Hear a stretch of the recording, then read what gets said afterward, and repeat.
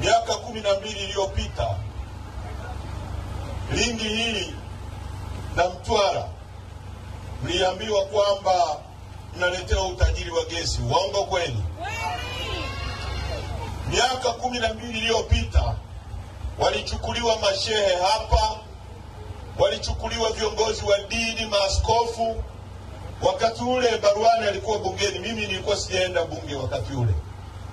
Wakapelekwa Norway, wakapelekwa Malaysia, wakapelekwa na nchi nyingine ambazo watu wake wameendelea kwa sababu ya gesi. Na wakati ule serikali yetu ikiwa chini ya Rais Kikwete walikopa kutoka Exim Bank of China zaidi ya bilioni 9 za Kimarekani kujenga pipe ya gesi kutoka hapa kwenda Dar es Salaam kwa ajili ya kupeleka gesi Dar es Salaam na maeneo mengine. Na wakati ule hata bwawa la Mwalimu Nyerere lilikuwa halijaanza kufikiriwa.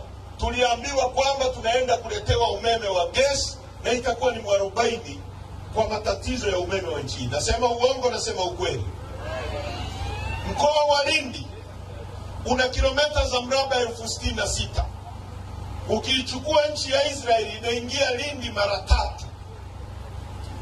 Na mkoa wa Lindi huko nyuma ndio ulikuwa unalima mkonge, mnalima korosho, mnalima ufuta, mna bahari, mna Seru iko hapa, na Seru ni kubwa hata kuliko nchi ya Rwanda peke yake. Lakini leo tumefika Lindi, hali ndio hii hapa. Huhitaji kuambiwa Lindi ambayo kabla ya uhuru mabenki makubwa duniani yalikuwa yanakuja hapa kuwekeza hapa kwa sababu ya mkonge,